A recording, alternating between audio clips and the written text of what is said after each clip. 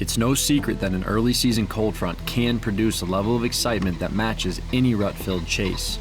Episode 3 showcased this in the form of Mike Reed's first time out magic when the river bottom monster lumbered by with plenty of daylight remaining. As the weather fronts move through and conditions stabilize, so do our expectations and strategies. Hunting the backside of the front that produced such great action for Mike, 375 miles to the southwest in central Kansas, team member Nolan Redeker is set up on a historically productive Oak Ridge.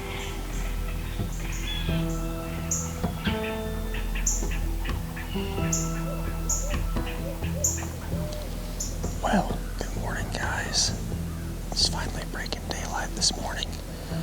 I'm on my favorite Oak Ridge. If you guys have followed along for the last couple of years, you've recognized this spot. I'm excited about this morning since that cold front came in yesterday.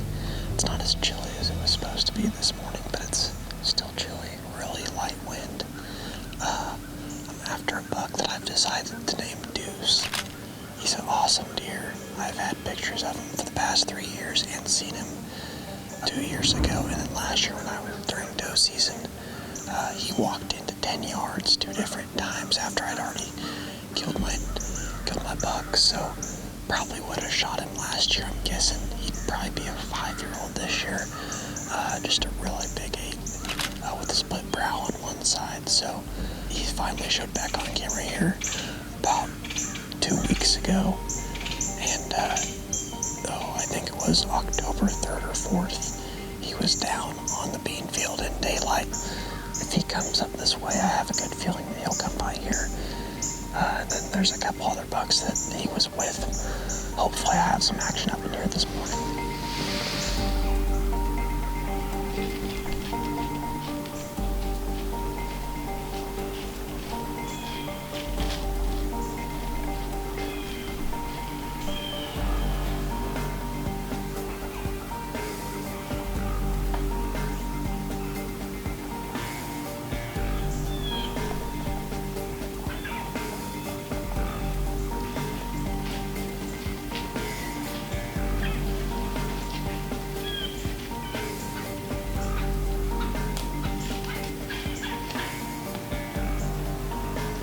Plenty of deer make their way through the oak flat, but Deuce isn't one of them. Enjoying the show, Nolan lets the deer work off, ending his morning hunt. That same morning, 385 miles to the northeast in Iowa, team member Matt Thede is also on stand, making an aggressive move, diving into the bedroom of his top target buck.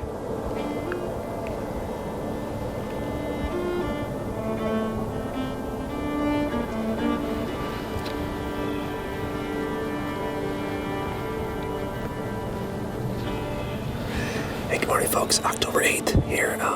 First really major cold front in October here. We had one during youth season that got them up on their feet, but 30 degrees here this morning at most. We're tucked back in here in what we call the big timber. We have bedding to our northeast. We got a slight west wind, and this is really the area that I missed Little Louie last year, but we saw Tokyo in here. We've seen him 3 times the last couple years. This is where he likes to go. He's got that flyer kicking off in this year, so he's a really fun deer. Plus, you kind of never know what might show up back in here, but he loves this area. Can't pass up a morning to get out during 30 degrees, so really excited to hunt him, but just more importantly, just to get out and enjoy God's creation. So we're gonna just sit tight here for a little bit. It's gonna take a little bit probably for them to get back in here, but other than that, can't ask for a better morning. It is super calm, 30 degrees, about a 3 to 4 mile an hour wind, but we're pretty jacked up.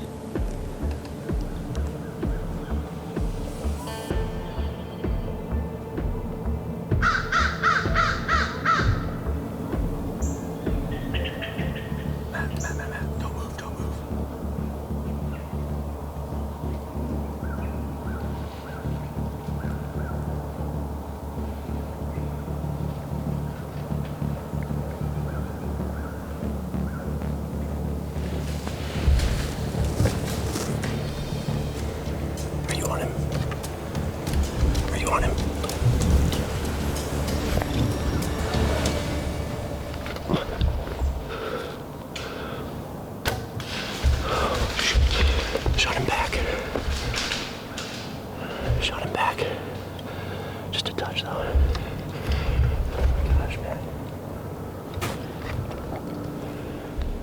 just happened. All I could think about was this cold front. And this is exactly where Tokyo has been living his whole life. He came from the southeast, and he snuck in right behind us. All I could turn around to see him. And I looked and I saw the flyer. And it was him. He spotted us moving, and then took about 20 yards worth of jump, and I put it right on him. My strap was catching me. I couldn't quite get as far as I wanted. And I knew that he was gonna take off, and so I got it. He was slightly quartering away, so I mean, I'm mid-body forward for sure. I mean, it's a dead deer. He just didn't tip over like I was hoping he would right there, so. I don't know what to say. I mean, I just slowly I just got up and shot, that's all I know. Oh my gosh. Holy smokes.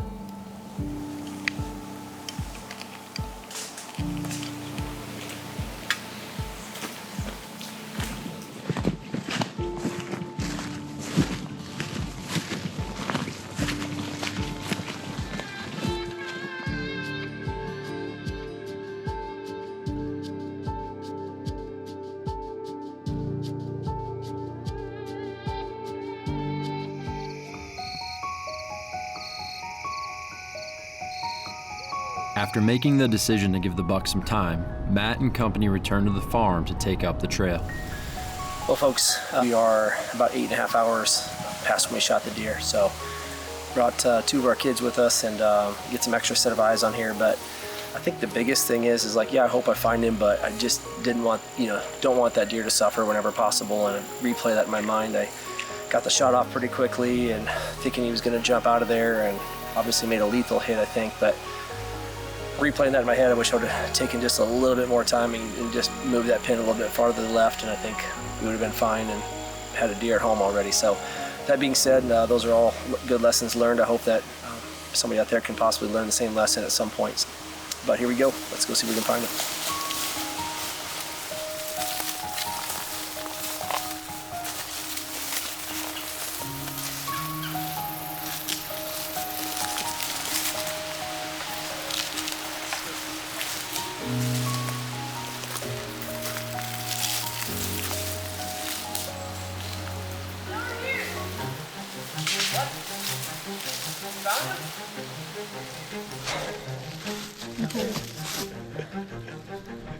Nice work.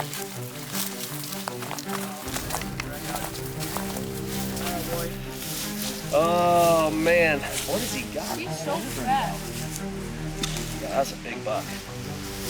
Look at that big man. Look at that.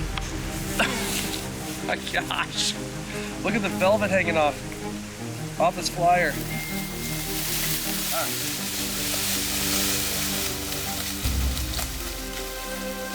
Well, the chilly morning, 30-degree morning provided. Although I was joking around and this was a really quick hunt, we do have quite a bit of history with this buck that we call Tokyo. 2 years ago, Caleb and I were hunting in that very same area, except it was an opposite wind, and we sat on the opposite side of that little funnel. And a buck that we had camera pictures of, his brow tines really curved out at the time, and so we called him Tokyo, like they were radars. And we had a really good encounter, almost got a shot at him. We believed him to be 4 years old. At that point, he might have been 3. Fast forward to a year later, he was on the tops of the list, and Maddox and I actually had an encounter with him in November, but the very first sit in late October, he was the very first deer that I saw back in that area again. But we knew he made it through, and we knew exactly where he lived, and lo and behold, this buck showed up this year with a big flyer on his G2. And wasn't sure exactly what deer it was because he grew these eye guards and a flyer on there, and then I kind of studied the G3 and the shape of his brow tines, and sure enough, I compared photos from last year to this year, and it's definitely Tokyo. And man, he's got a heck of a left main beam on him, and he's probably 5 or 6. We don't know exactly the age on him yet. I have to look at the teeth, but couldn't be more delighted. Great team effort. Having Matt out here filming this morning, having the boys help find him, and of course my hunting partner Caleb, and all the encounters we've had with him, the landowner who lets us hunt. But yeah, what a story, what a buck. and so thankful to be sitting behind a buck we call Tokyo. So my job here to hop behind the camera and film a bunch of people here the rest of this year, but couldn't be more tickled and more pleased to be sitting behind this deer. So thanks for watching Outreach Outdoors on Midwest Whitetail.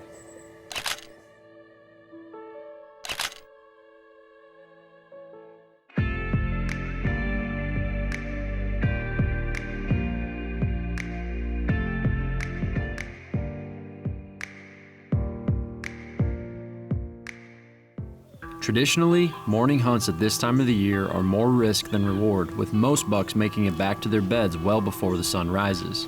However, Matt Thede's decision to be aggressive shows that when the conditions are favorable, the odds can tip in a bow hunter's favor, if only for a day. Taking a more traditional approach, 35 miles to the south of Matt's property, Mike Reed is gearing up for another hunt, hoping lightning will strike twice.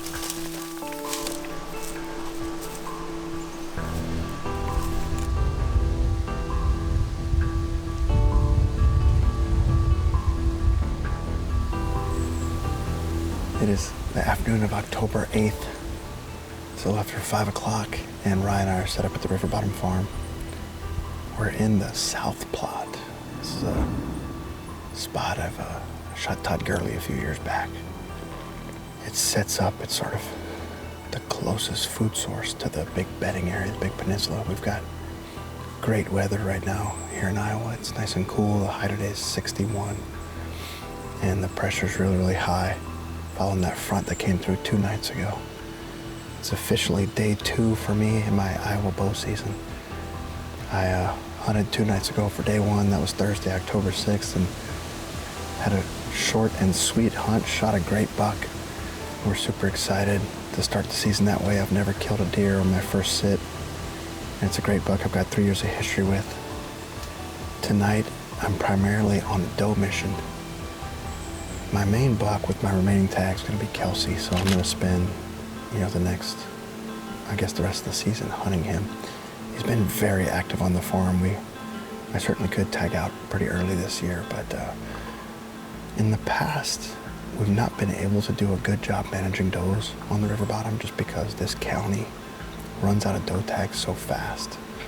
I use my landowner tags and we buy what we can buy, but this year, the neighboring farmer qualified and got depredation tags, and so we can use depredation tags to shoot does.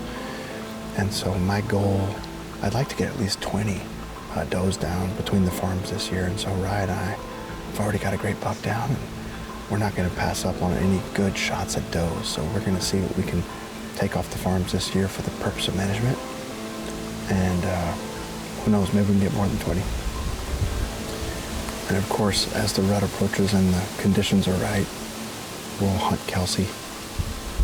And then Rye's got his bow in the tree as well, so he's pretty happy to shoot those. And there's a few bucks out here that he's got the green light on that he's excited to let an arrow go on. So can't ask for a better start to the season. We've got about 2 hours to go tonight. Got out here a little late, and we had does in the plot.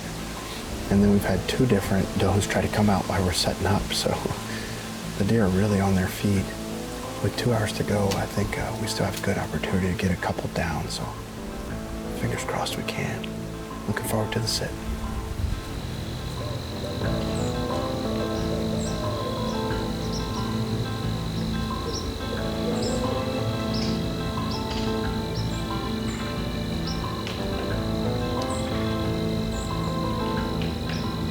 While Mike and Rye settle in waiting for an opportunity, 220 miles to the southwest back in northern Missouri, team member Corey Wolfe is again heading to the woods, this time with a camera in hand, hunting with his wife Monica.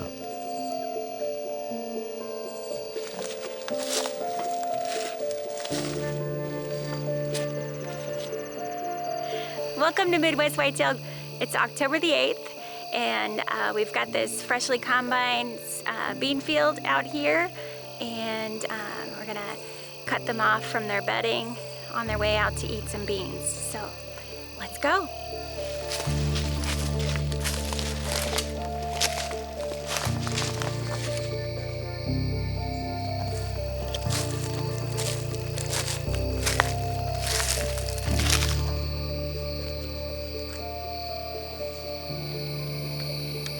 So I've got corn in front of me right now, beans behind me, and acorns right out front.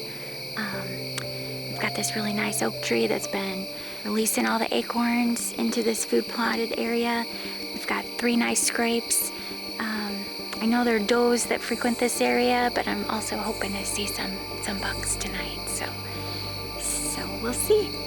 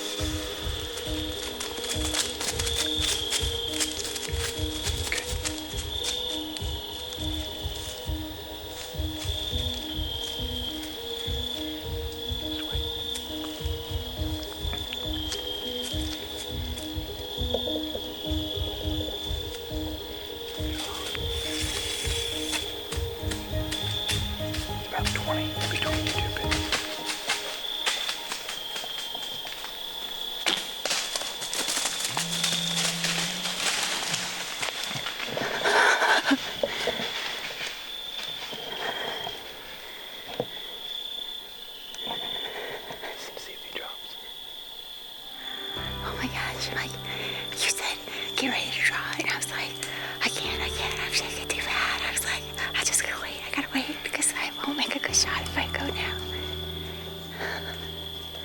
It's been so long. It's like 10 years. I didn't even put the camera on. Well, that was incredible. I saw that first buck and I was like, oh, I want to shoot so bad. And you're like, you'd be disappointed. And then I was like, I see another deer. And I said, what? I said, that's a shooter. I'm shaking so bad. After reviewing the footage, Monica and Corey determine the shot looks perfect, but rather than taking up the trail right away, the hunters decide to get down and head home to round up the troops.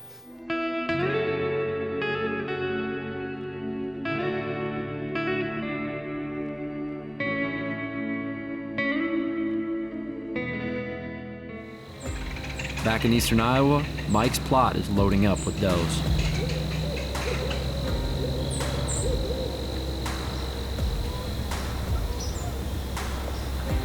That front one looks like she's got a long nose.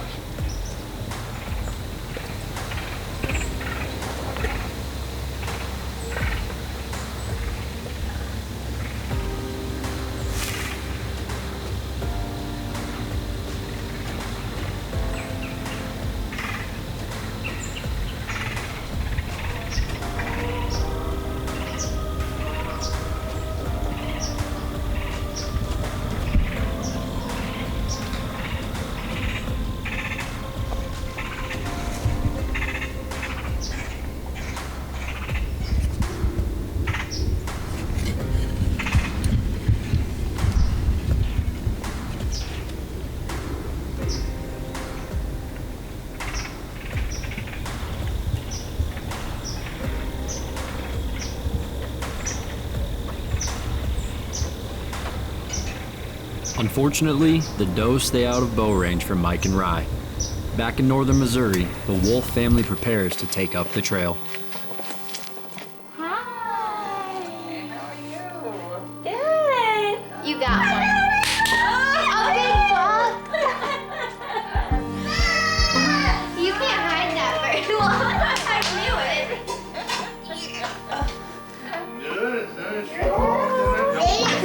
That's right.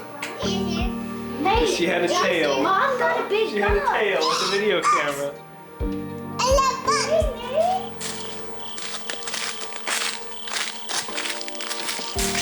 Alright, alright, so we're over right there. So look at the color. What do you know by the color? Right.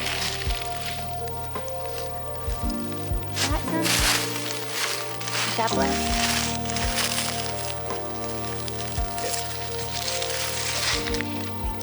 Good here. He's opening up a little bit.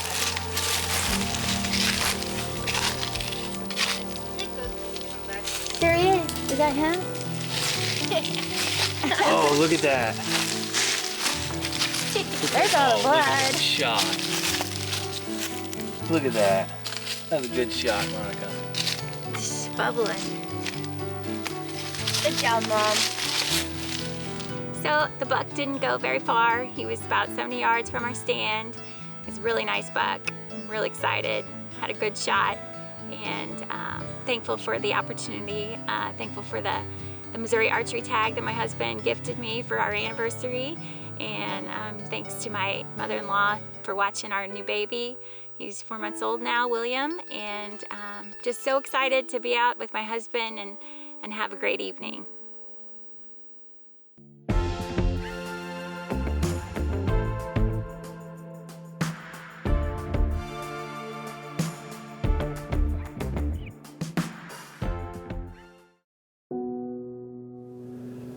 I don't know what just happened.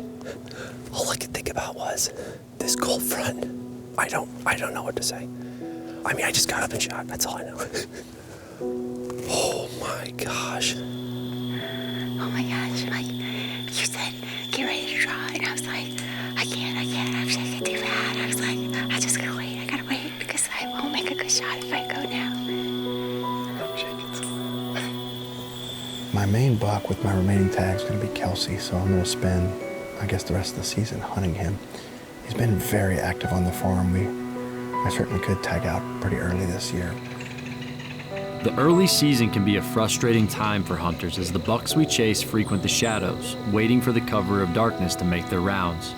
Staying patient hunting on the fringes is still the safest approach during this stage, but given the continued string of great weather, sometimes towing the line isn't the best play in the book.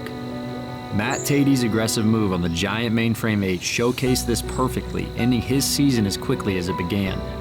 Looking ahead, we must pick our shots wisely, careful to not fumble the ball before we even make it across the 50-yard line. As the days advance, a buck's daylight activity will increase, and so will our chances at putting together the perfect drive. With the greatest month of all still in the distance, all we can do is take it play by play, dreaming of the day when we will again be chasing November.